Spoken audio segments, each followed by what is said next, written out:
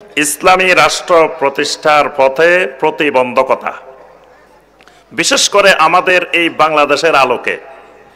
এই দেশের সংখ্যাগরিষ্ঠ জনগোষ্ঠী মুসলিম, তাদের ধর্ম, তাদের দ্বীন ইসলাম, এবং সবাই ইসলামকে ভালোবাসেন, ইসলামকে মহব্বত করেন, কিন্তু ইসলামী রাষ্ট্র হয় না।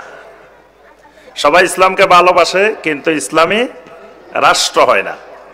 যেমন আরব দেশের মুশরিকেরা আল্লাহকে বিশ্বাস করত, কিন্তু লা ইলাহা ইল্লাল্লাহ বলতে রাজি হয় না। কি এই বিষয়টা চিন্তা করে দেখছেন? নবী সাল্লাল্লাহু আলাইহি ওয়াসাল্লামের সময় আরবের মুশরিক যারা ছিল এরা আল্লাহকে বিশ্বাস করত, এবং তারা আল্লাহর ঘরের খাদেম হিসাবে নিজেদেরকে পরিচয়ও দিত। বর্তমানে তো বাংলাদেশে মরা মানুষের খাদেম পরিচয় দেয়। আপনি কোন জায়গার খাদেম? আমি অমুক মাজারের খাদেম। তো অমুক মাজারে কার খেদমত করেন? যার মাজার, তিনি তো মারাই গেছেন, তো আপনি খেদমত করেন কার? তাহলে ওনার তো খেদমতের কোনো দরকার নাই। তা আপনারা ওখানে নিয়োগ দেওয়া হইলো কেন? খাদেমের জন্য। আপনার কোনো কাজ নাই, মানে কাজবিহীন নিয়োগ। তো কাজ যখন নাই, বসে বসে আকাম করে। তো এই কারণে সেখানে শিরিক বেদাতের, গাঞ্জার, বিভিন্ন ধরনের অপকর্মের আস্তানা হিসাবে গড়ে উঠে। কারণ তার কোনো কাজ নাই, খেদমতের যে কাজ সেটা তো নাই, এখন আকাম করে বেড়ায় সেখানে বসে বসে। তো এখন ওই মুশরিকেরা বাইতুল্লাহর খাদেম হিসাবে পরিচয় দিত নিজেদেরকে, আমরা আল্লাহর ঘরের খাদেম। তো তোমরা আল্লাহর ঘরের খাদেম, ভালো কথা। তারপরে তারা হজও করত, হজের মধ্যে তালবিয়াও পড়তো, লাব্বাইক আল্লাহুম্মা লাব্বাইক, আল্লাহর তালবিয়াও পড়ে, আবার আল্লাহর ঘর তাওয়াফও করে, আবার আল্লাহর উদ্দেশ্যে তারা মিনায় যায়, মুজদালিফায় যায়। তারপরে হাজিদেরকে পানি পান করায়, হাজিদেরকে খাওয়ায়। তারপরে তাদেরকে জিজ্ঞাসা করা হলে তোমাদেরকে রিজিক দেন কে? বলে আল্লাহ। তোমাদেরকে সৃষ্টি করেছেন কে? আল্লাহ। সব কিছু বলে আল্লাহ। এমনকি সাগরের মাঝখানে বিপদে পড়লে তখন দাউল্লাহ মুখলিসিনা লাহুদ্দিন, আল্লাহকে একেবারে খালেস করে ডাকে, আল্লাহর কাছে দোয়াও করে। কিন্তু নবী সাল্লাল্লাহু আলাইহি ওয়াসাল্লাম যখন বললেন ইয়া আইয়ুহান নাস কুলু লা ইলাহা ইল্লাল্লাহ তুফলিহু, ও মানুষেরা তোমরা লা ইলাহা ইল্লাল্লাহ বলো, তাহলেই তোমাদের দুনিয়াও সফল, আখিরাতও সফল। এখন এই মানুষগুলোর জান যাবে, তবুও লা ইলাহা ইল্লাল্লাহ বলবে না।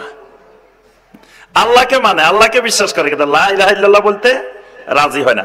এই দেশের মানুষ মুসলিম, সংখ্যাগরিষ্ঠ মানুষ মুসলিম, ইসলামকে ভালোবাসে, কিন্তু ইসলামের রাষ্ট্র হয় না। তো এটার কারণ কি? এই প্রতিবন্ধকতাগুলো কোথায়, এটাই আমাদের আলোচনার বিষয়। তো এই আলোচনা করতে হলে কয়েকটা পয়েন্ট আলোচনা করতে হবে। একটা হলো ইসলামের রাষ্ট্র কি জিনিস। আমরা বলতেছি ইসলামের রাষ্ট্র প্রতিষ্ঠার পথে প্রতিবন্ধকতা। তাহলে আগে বুঝতে হবে ইসলামের রাষ্ট্রটা কি, আমি আসলে কি প্রতিষ্ঠা করতে চাই, আমার লক্ষ্য কি, টার্গেট কি, কি হবে আমার এই প্রচেষ্টার মাধ্যমে। যে ইসলামী রাষ্ট্র বলতেছে, ইসলামী রাষ্ট্রটা কি? 2 নম্বর কথা, ইসলামী রাষ্ট্র প্রতিষ্ঠার জন্য করণীয় কি? 3 নম্বরে তখন বোঝা যাবে যে প্রতিবন্ধকতাগুলা কোন জায়গায়। প্রথম কথা, ইসলামী রাষ্ট্রটা কি? ইসলামী রাষ্ট্র হলো, প্রথমে এখানে আরো আলোচনা আছে, সেদিকে আমরা বিস্তারিত যাচ্ছি না। রাষ্ট্র কি? রাষ্ট্র সম্পর্কে আমরা সবাই জানি, রাষ্ট্রের 4টা মৌলিক উপাদান থাকলে সেটা একটা রাষ্ট্র হয়। ইসলামী রাষ্ট্রটা কি? ইসলামী রাষ্ট্র হলো যেই রাষ্ট্রের সার্বভৌমত্ব হবে একমাত্র আল্লাহর। যেই রাষ্ট্রের সার্বভৌমত্ব হবে খালি আল্লাহর না, সার্বভৌমত্ব হবে কার? কথা বলে না দেখি, পিছনের ভাইয়েরা বলেন তো দেখি, রাষ্ট্রের সার্বভৌমত্ব হবে কার? একমাত্র আল্লাহর। যখন একটা রাষ্ট্রের সার্বভৌমত্ব একমাত্র আল্লাহর হয়, আর জনগণ যখন খেলাফতের দায়িত্ব পালন করে, মানে ওই আল্লাহর সার্বভৌমত্বটাকে বাস্তবায়নের জন্য প্রতিনিধিত্ব করে। খেলাফত মানে প্রতিনিধিত্ব। তাই খেলাফত কার প্রতিনিধিত্ব? খেলাফতুল মুসলিমিন, মুসলিমদের প্রতিনিধিত্ব। অর্থাৎ মুসলিমেরা প্রতিনিধিত্ব করে। কিসের প্রতিনিধিত্ব করে? আল্লাহ রাব্বুল আলামিনের সার্বভৌমত্বের প্রতিনিধিত্ব করে। সূরা ইউসুফের 40 নম্বর আয়াত, আল্লাহ রাব্বুল আলামিন ঘোষণা দিয়েছেন, ইনিল হুকমু ইল্লা লিল্লাহ, ইনিল হুকমু ইল্লা লিল্লাহ, হুকুম দেওয়ার অধিকার, আইন দেওয়ার অধিকার, বিধান দেওয়ার অধিকার একমাত্র আল্লাহর। ইনিল হুকমু ইল্লা লিল্লাহ, আল্লাহ রাব্বুল আলামিন ছাড়া মুসলিমদেরকে বা পৃথিবীর মানুষকে কেউ আইন দিতে পারে না। যখন সমস্ত আইনের উৎস, সমস্ত বিধানের উৎস হবে আল্লাহ রাব্বুল আলামিন, তখন বোঝা যাবে এটা আল্লাহর সার্বভৌমত্ব কায়েম হয়েছে। কিন্তু দেখা যায় আমাদের দেশের সংবিধানে লেখা আছে সার্বভৌমত্বের মালিক কে? জনগণ। সার্বভৌমত্বের মালিক জনগণ হবে না। ইসলামী রাষ্ট্রের সার্বভৌমত্বের মালিক হবেন একমাত্র আল্লাহ রাব্বুল আলামিন। জনগণ হলো প্রতিনিধিত্ব করবে, তবে ওই রাষ্ট্রের সকল জনগণ মুসলিম হওয়া অপরিহার্য না, অমুসলিমও থাকবে, কিন্তু আইন কানুন বিধি বিধান চলবে একমাত্র আল্লাহর। যখন এরকম আল্লাহর সার্বভৌমত্ব এবং মানুষের প্রতিনিধিত্ব এই ভিত্তিতে একটি রাষ্ট্র প্রতিষ্ঠিত হয়, তখন এটার নাম ইসলামী রাষ্ট্র। এটাকে কোরআন সুন্নাহর ভাষায়, ইসলামী পরিভাষায় বলা হয় আল খেলাফাতুর রাশেদা আলা মানহাজিন নবুওয়াহ। এটার নাম হলো নবুয়তের মানহাজে সঠিক খেলাফত, খেলাফতে রাশেদা। আমরা খোলাফায়ে রাশেদিন বলি না? তো এই যেই খেলাফতটা হবে খেলাফতে রাশেদা, রাশেদা মানে এটা সঠিক রাস্তার উপরে আছে, এটা সঠিক রাস্তা থেকে বিচ্যুত হয় নাই। আলা মানহাজিন নবুওয়া, নবুয়তের আদলে হইতে হবে এই খেলাফত, তখন এটার নাম হবে ইসলামী রাষ্ট্র। এখন ইসলামী রাষ্ট্র প্রতিষ্ঠা করার হুকুম কি? ইসলামী রাষ্ট্র প্রতিষ্ঠা করা ইসলামের অনেকগুলো বিধানের মধ্য থেকে একটা বিধান। মানে শুধুমাত্র একজন মুসলিমের মূল উদ্দেশ্য ইসলামী রাষ্ট্র প্রতিষ্ঠা করা না, একজন মুসলিমের উপরে আরো অনেকগুলো ফরজ আছে। তো অনেকগুলো ফরজের মধ্য থেকে একটা গুরুত্বপূর্ণ ফরজ হলো সে আল্লাহর জমিনে যেখানে বসবাস করবে সেখানে যেন আল্লাহর সার্বভৌমত্ব কায়েম হয়, এই লক্ষ্যে সে প্রচেষ্টা চালাবে। এই প্রচেষ্টা চালানো প্রত্যেক মুসলিমের উপরে ফরজ।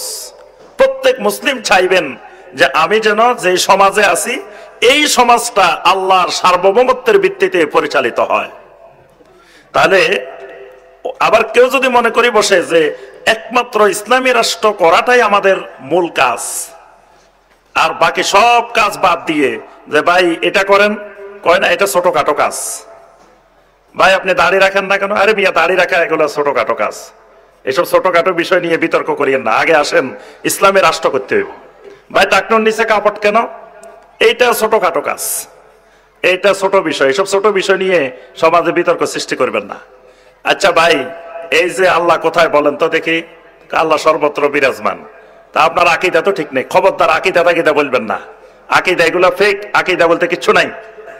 আসেন আমরা ইসলামের রাষ্ট্র করি। তা এখন আপনি যদি মনে করেন যে ইসলামের আর কোনো বিষয় জরুরি না, নামাজও ইসলামের মৌলিক বিষয় না, সলাতও ইসলামের মৌলিক বিষয় না, সলাত হলো ইসলামী রাষ্ট্রের জন্য ট্রেনিং। কেউ কেউ কোথাও বলে সলাত ইসলামের মৌলিক বিষয় না, সলাত হলো ইসলামী রাষ্ট্রের জন্য ট্রেনিং। এবং ইসলামী রাষ্ট্র প্রতিষ্ঠার কাজ সব ফরজের বড় ফরজ, এটাও বলে সব ফরজের বড় ফরজ তাওহীদ। আউয়ালু ওয়াজিবিন আলাল আবিদে মারিফাতুর রহমান বিত্তাওহীদে, বান্দার উপরে সবচেয়ে বড় ফরজ, বড় ওয়াজিব যেটা, সেটা হলো তাওহীদের ভিত্তিতে বান্দা রহমানকে জানবে, আল্লাহকে জানবে। এখন যদি মনে করা হয় ইসলামী রাষ্ট্র প্রতিষ্ঠাটাই মূল কাজ, তাহলে এটা চরম ভ্রান্ত মতবাদ, ভ্রান্ত কথা। ইসলামী রাষ্ট্র প্রতিষ্ঠা অনেকগুলো ফরজের মধ্য থেকে, ইসলামের অনেকগুলো কাজের মধ্যে এটাও একটা কাজ। কিন্তু ইসলামী রাষ্ট্র প্রতিষ্ঠার আগে, ইসলামী রাষ্ট্র প্রতিষ্ঠা তো আমি চেষ্টা চালাবো, এখন ইসলামী রাষ্ট্র আমার জীবদ্দশায় প্রতিষ্ঠিত হইতেও পারে, নাও হইতে পারে। এখন রাষ্ট্র প্রতিষ্ঠা হইল না, তার আগে আমার মৃত্যু চলে আসছে, আমার আকীদাটা বিশুদ্ধ হয় নাই, আমার আমলগুলো বিশুদ্ধ হয় নাই, আমার পরিবারে দিন নাই, পর্দা নাই, আমার এলেম চর্চা নাই, আমার দিনের যে মৌলিক কাজগুলো এগুলো নাই, তো ইসলামী রাষ্ট্র হইল না, আমার কাজগুলো হইল না। তাই আমার এটার জন্য তো আল্লাহর কাছে আমি যে ইসলামী রাষ্ট্র হয় নাই দেখি করি নাই, এটা বলার সুযোগ আমার নাই। এই জন্য আমাকে নিজের ঈমান, নিজের আমল, নিজের আকীদা এগুলোকে বিশুদ্ধ করে জীবনযাপন করতে হবে। ইসলামী রাষ্ট্রের জন্য আমি চেষ্টা চালাবো আমার সামর্থ্যের আলোকে। এটা আমার জীবনে বাস্তবায়িত হইতেও পারে, নাও হইতে পারে। এখন আসেন আমরা বুঝলাম ইসলামী রাষ্ট্র কি জিনিস, ইসলামী রাষ্ট্রের প্রতিষ্ঠার পদ্ধতি কি হবে, যেটা আমার আগে আমাদের সম্মানিত শায়েখ কিছুটা আলোচনা করেছেন। ইসলামী রাষ্ট্র প্রতিষ্ঠার জন্য প্রথমত নবীওয়ালা পদ্ধতি, যেটা সমস্ত আম্বিয়া আলাইহিমুস সালাম যেই পদ্ধতি অবলম্বন করেছেন, মানুষের কাছে এসে নবী রাসূলেরা তাওহীদের দাওয়াত দিয়েছেন। যতক্ষণ পর্যন্ত আল্লাহর একজন বান্দা বান্দি তাওহীদ বুঝবে না, ততক্ষণ সে আল্লাহর সার্বভৌমত্ব কি জিনিস এটাই বুঝবে না। কারণ তাওহীদ মানা মানে আল্লাহ রাব্বুল আলামিনের সার্বভৌমত্ব মেনে নেওয়া। এখন যে তাওহীদে বুঝবে না, সে আল্লাহ রাব্বুল আলামিনের সার্বভৌমত্ব বুঝবে না।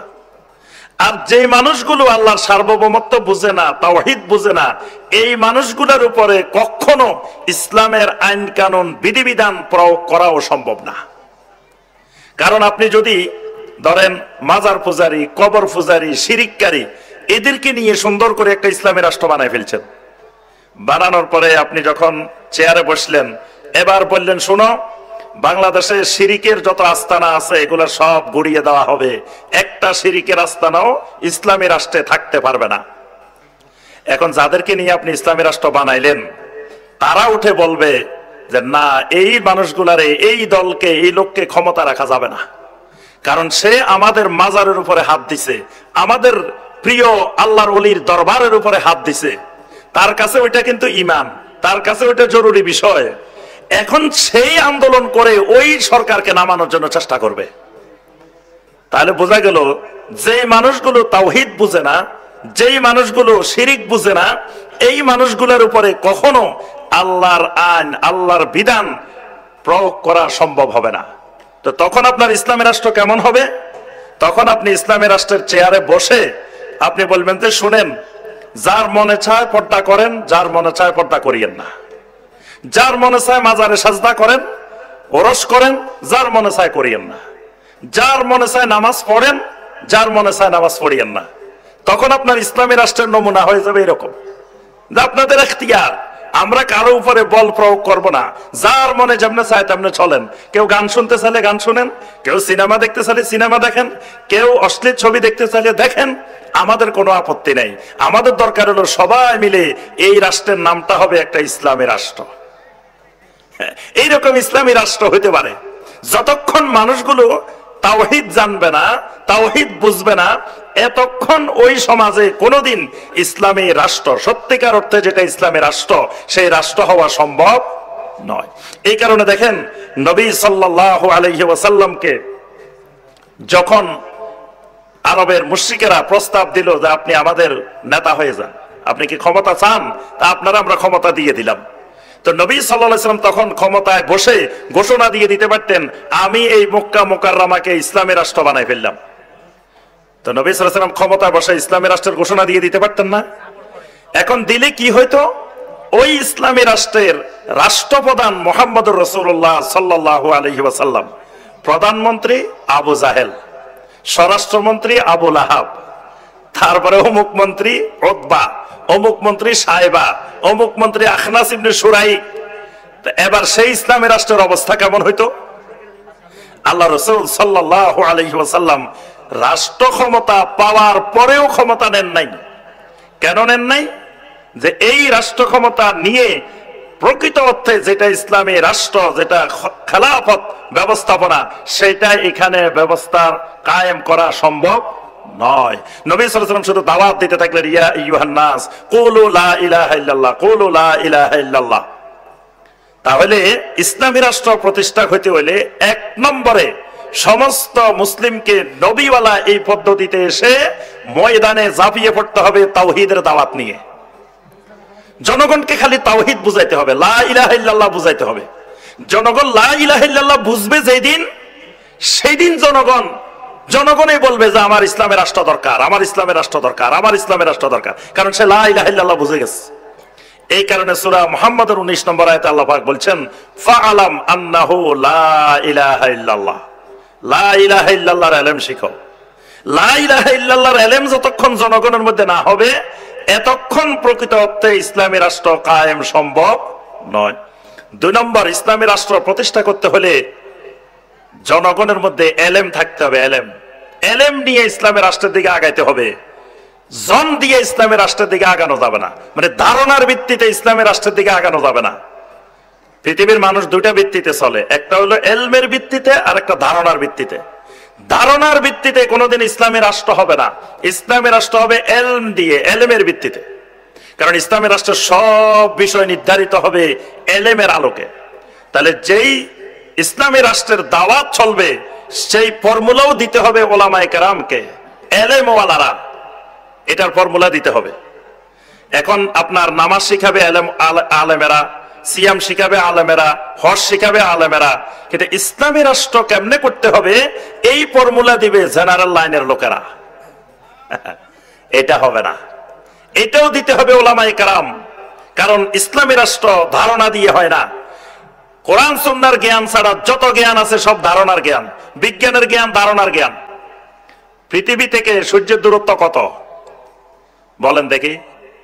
পৃথিবী থেকে সূর্যের দূরত্ব কত লক্ষ, কত মাইল?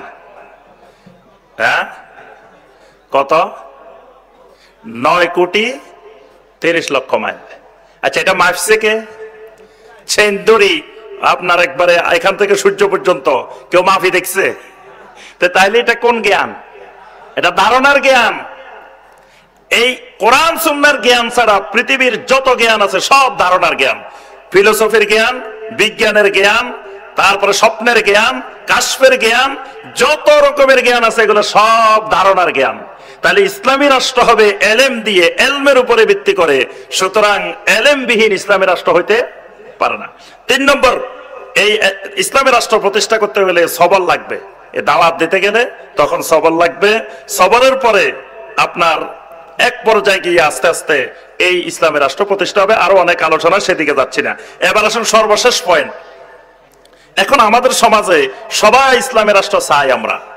এখন দেখবেন সব জায়গায় স্লোগান, আল কোরআনের আলো ঘরে ঘরে জালো। তারপরে সবার মুখে মুখে স্লোগান ইসলাম চাই। তারপরে সবাই তাওহীদি মুসলিম জনতা, সবার উদ্দেশ্য ওহির বিধান কায়েম করা, আল্লাহর আইন কায়েম করা, আল্লাহর আইন চাই, সৎ লোকের শাসন চাই। সবাই আন্দোলন ইসলামের রাষ্ট্রের জন্য, কিন্তু ইসলামের রাষ্ট্র হয় না। তাহলে প্রতিবন্ধকতা কোথায়? কোরআন সুন্নাহর আলোকে অনেকগুলো প্রতিবন্ধকতা আছে এই দেশে। তার মধ্যে 1 নম্বর প্রতিবন্ধকতা যেটা, সেটা হলো এই দেশের জনগণ তাওহীদ বুঝে না। এই তাওহীদ না বোঝা, এটা 1 নম্বর প্রতিবন্ধকতা। সবার আগে মুমিনের উপরে যেটা ফরজ, তাওহীদ জানা, তাওহীদ বুঝা। অথচ এই দেশের 99.99% মানুষ তাওহীদ জানে না, তাওহীদ বুঝে না। একটু আপনি জরিপ চালাই দেখেন, জিজ্ঞেস করেন ভাই তাওহীদ কাকে বলে, তাওহীদ কত প্রকার, তাওহীদের রোকন কয়টা, তাওহীদের শর্ত কয়টা, তাওহীদ কেমনে নষ্ট হয়, দেখবেন ওই 99.99 চাইতেও বেশি পাইবেন তাওহীদ জানা না, তাওহীদ বুঝে না। এমনি লা ইলাহা ইল্লাল্লাহর জিকির করতে করতে কলব পরিষ্কার করে ফেলছে, কলবের সারখার করে ফেলছে, কিন্তু এখনো লা ইলাহা ইল্লাল্লাহর অর্থটাই জানা না। জিজ্ঞেস করলে কয় আল্লাহ ছাড়া কোনো মাবুদ নাই। তাহলে তার সঠিক এখনো লা ইলাহা ইল্লাল্লাহর অর্থই জানা নাই, লা ইলাহা ইল্লাল্লাহর রোকনে জানা না, লা ইলাহা ইল্লাল্লাহর শর্তই জানা না। তো এই মুসলিম দিয়ে কিয়ামত পর্যন্ত ইসলামী রাষ্ট্র কায়েম হওয়া সম্ভব নয়। কারণ আল্লাহ সুবহানাহু ওয়া তাআলা সূরা আন-নূরের 55 নম্বর আয়াতে বলছেন ওয়া'আদাল্লাহুল্লাযীনা আমানু মিনকুম ওয়া আমিলুস সালিহাত লা ইস্তাখলিফান্নাহুম ফিল আরদ। যদি জমিনের মানুষেরা ঈমানটা বিশুদ্ধ করে, আমলে সালেহ করে, তাহলে আল্লাহর ওয়াদা, আল্লাহ তাদেরকে খেলাফত দিবেন। তাহলে সবার আগে শর্ত হলো ঈমান বিশুদ্ধ করা, ঈমান জানা, ঈমান বুঝা। ঈমান যখন বুঝবে তখন ঈমানেই তাকে জাগাই দিবে ইসলামের রাষ্ট্র করার জন্য। ইমানেই বুঝে নাই, তো সে ইসলামী রাষ্ট্র কেমনে করবে? ভোটের দিন সকালে 100 টাকা দিলে সে যেদিকে 100 টাকা পায়, যেদিকে 500 টাকা পায়, ওই দিকে যায় সিল মারে। তো এই জাতীয় মুসলিম দিয়ে ইসলামী রাষ্ট্র কোনোদিন স্বপ্ন দেখা সম্ভব না, যতক্ষণ পর্যন্ত এই জনগণগুলো তাওহীদ না বুঝবে। তাওহীদ এমন এক জিনিস, ওই মানুষগুলো যখন তাওহীদ বুঝবে, তাকে যদি 1 কোটি টাকাও দেয়, তারপরেও তার ব্যালটটা অন্যদিকে যাবে না, ইসলামী রাষ্ট্রের বাইরে যাবে না, যখন সে তাওহীদ বুঝবে। তাওহীদ বুঝে না, সে মনে করে এটার সাথে আমার ইমানের কোনো কানেকশন নাই, এটা হলো যেদিকে টাকা কিছু পাওয়া যায় ওই দিকে ভোট দিয়ে দিলে হইল। তাহলে এই জাতীয় তাওহীদি মুসলিম জনতা ইসলামী রাষ্ট্র প্রতিষ্ঠার পথে 1 নম্বর প্রতিবন্ধক। 2 নম্বর প্রতিবন্ধক, সুন্নাহ সম্পর্কে যথার্থ জ্ঞান না থাকা। সুন্নাহর জ্ঞান নাই। সুন্নাহর জ্ঞান কি? কেউ মনে করে কদু খাওয়া সুন্নত, কেউ মনে করে মিষ্টি খাওয়া সুন্নত, কেউ মনে করে প্রস্রাব করে নাচানাচি লাফালাফি করা সুন্নত, কেউ মনে করে এই ঘুমানোর সময় ডাইন কাতে শোয়া সুন্নত, কেউ মনে করে স্ত্রীর সাথে মহব্বত করা সুন্নত। এই সুন্নত গুলা যথাযথভাবে পালন হয়, কিন্তু এর বাহিরে যে সুন্নাহ কি জিনিস, যে নবী সাল্লাল্লাহু আলাইহি ওয়াসাল্লাম বলেন, মান রাগিবা আন সুন্নতি ফালাইসা মিন্নি, যে ব্যক্তি আমার সুন্নাহ থেকে বিমুখ, সে আমার উম্মতেরই অন্তর্ভুক্ত নয়। এই সুন্নাহ কোন সুন্নাহ? এই সুন্নাহ সম্পর্কে কিন্তু খবর নাই।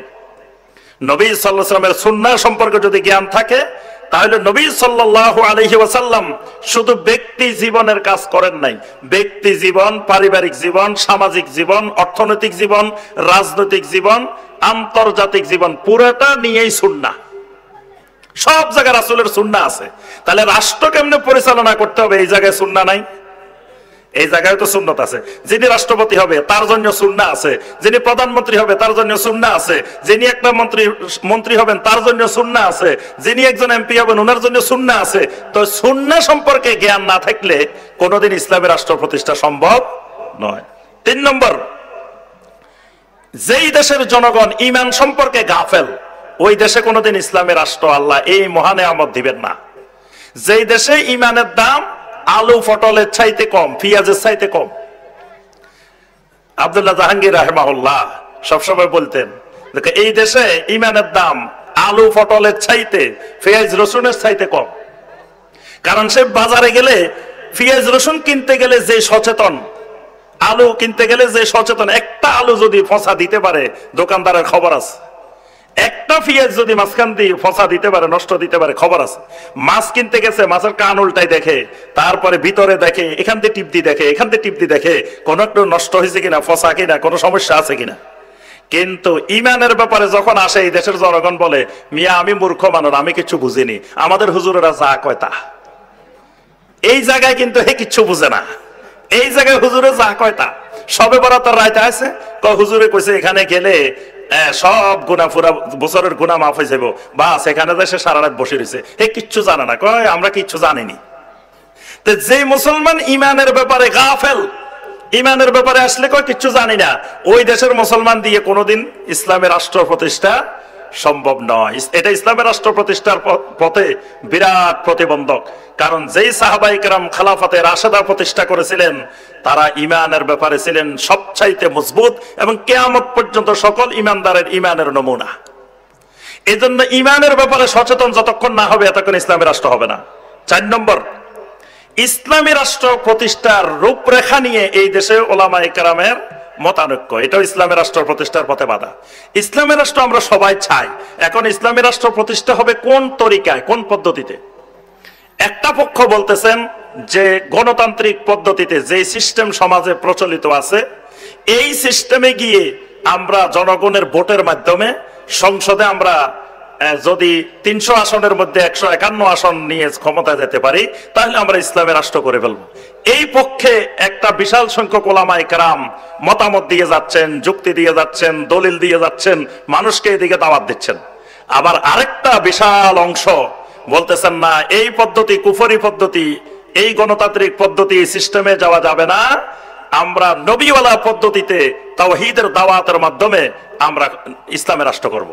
তাহলে সিস্টেমের ব্যাপারে প্রধানত দুইটা মত, এবং এই মতের মধ্যে আপনার হানাফিদের মধ্যে বিশাল সংখ্যক হানাফি এই মত দেখবেন বাংলাদেশের অনেক পীর আছেন, ওনাদের রাজনৈতিক দল নাই। কেন রাজনৈতিক দল নাই? তাদের ফতোয়া যে এই গণতান্ত্রিক পদ্ধতিতে ইসলামে রাষ্ট্র করা যাবে না, এই গণতান্ত্রিক পদ্ধতিতে যাওয়া যাবে না। আবার আহলুল হাদিসদেরও বিশাল সংখ্যক, সংখ্যাগরিষ্ঠ আহলুল হাদিসদের সরাসরি কোনো রাজনৈতিক দল নাই। তাহলে কেন নাই? আহলুল হাদিস ওলামায়ে কেরামরাও মনে করেন যে এই গণতান্ত্রিক পদ্ধতিতে যাবেন কি যাবেন না। এতদিন পর্যন্ত সিদ্ধান্ত ছিল যে এই কুফরি পদ্ধতিতে যাওয়া যাবে না।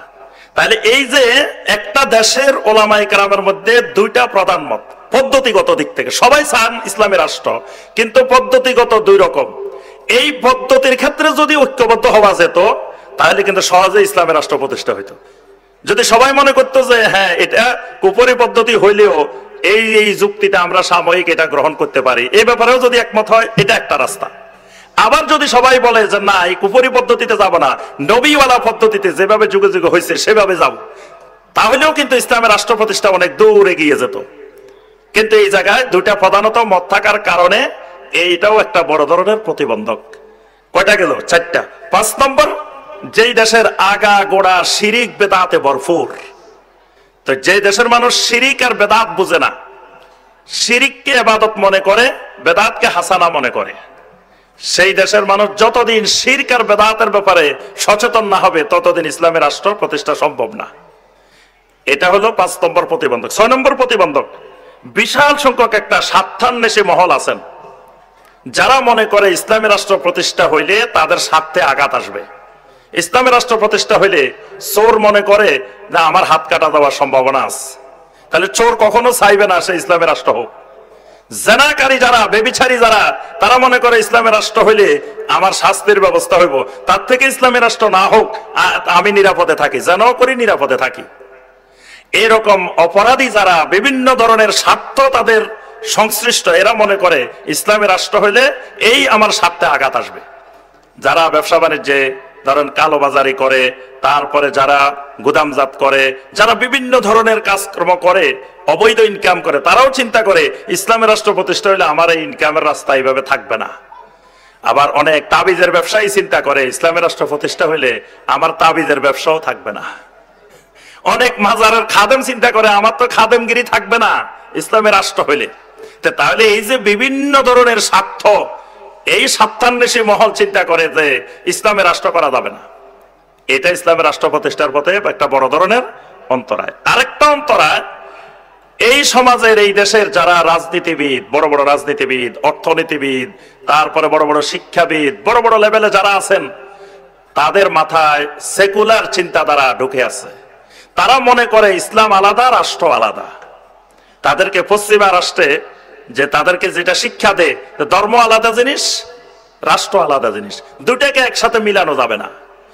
এই যে দেখেন, এই বারবার যুগে যুগে সময়ে সময়ে রক্ত দেন ইসলামপন্থীরা, কিন্তু ক্ষমতা ভোগ করে ওই সেকুলাররা।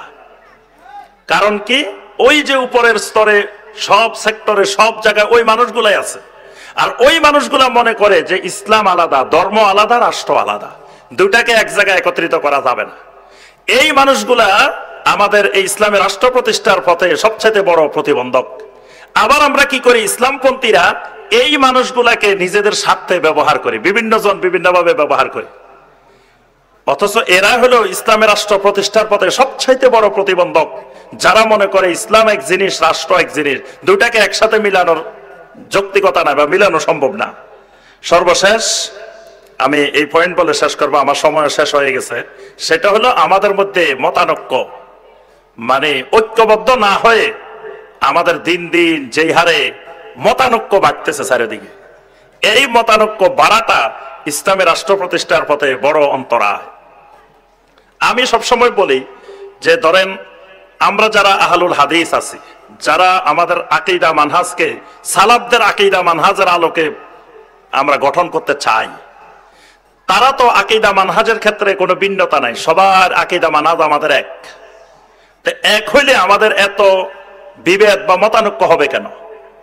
আচ্ছা, যদি মতানৈক্য হয় তো প্রত্যেকের মাদ্রাসা আলাদা থাকুক, প্রত্যেকের সংগঠন আলাদা আলাদা থাকুক, প্রত্যেকের কার্যক্রম আলাদা আলাদা চলতে থাকুক, কিন্তু একটা পয়েন্টে আমরা সবাই ঐক্যবদ্ধ হই, সালাফিয়াতের ক্ষেত্রে আমরা সবাই এক। যেখানে আহলুল হাদিসের প্রসঙ্গ আসবে, যেখানে সালাফিয়াতের প্রসঙ্গ আসবে, সেখানে আমরা সবাই এক প্ল্যাটফর্মে এক জায়গায় চলে আসব। কিন্তু প্রত্যেকের প্রতিষ্ঠান আলাদা আলাদা থাকুক, অসুবিধা নেই।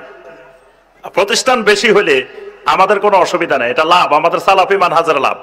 দোকান বেশি হলে কাস্টমার কমে না, দোকান বেশি হলে কাস্টমার বাড়ে।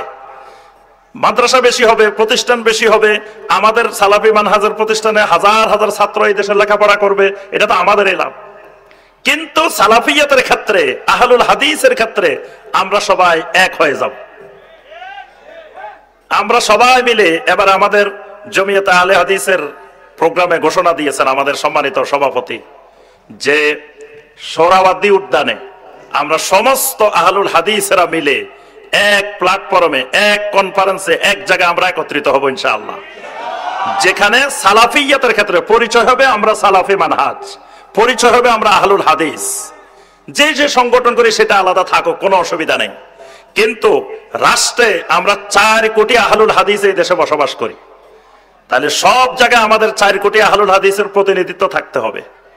অথচ আহলুল হাদিস আমরা আসি, আমাদের এই মতানৈক্যের কারণে অনেক জায়গা থেকে আমরা পিছিয়ে আসি, এবং আমাদের মাথায় মানে রেখে অন্যরা খায়, আমাদেরকে বিক্রি করি অন্যরা খায়, মানে আমাদেরকে ব্যবহার করে করে অন্যরা খায়। অনেকের পলিসি এটা যে আহলুল হাদিসদেরকে ব্যবহার করো, আহলুল হাদিস হওয়া যাবে না। এই পলিসি, এই নীতি বাংলাদেশে অনেকে ব্যবহার করে যে আহলে হাদিসকে ব্যবহার করবে কিন্তু আহলে হাদিস হওয়া যাবে না।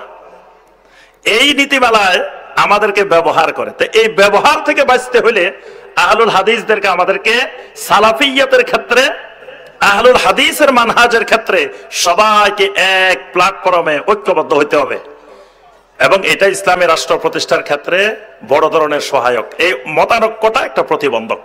তো আল্লাহ রাব্বুল আলামিন আমাদেরকে যেই প্রতিবন্ধকতাগুলো আমরা আলোচনা করলাম, এই প্রতিবন্ধকতাগুলো কেটে উঠে এই বাংলার জমিনকে আল্লাহ পাক একটা তাওহীদের জমিন, এই বাংলার জমিনকে একটা সুন্নাহর জমিন, শিরিক বেদাত মুক্ত খোলাফায়ে রাশেদার আদলে, খেলাফত আলা মেনহাজ নবুওয়ার আদলে একটা ইসলামী রাষ্ট্র প্রতিষ্ঠার আল্লাহ পাক আমাদেরকে তৌফিক দান করুন।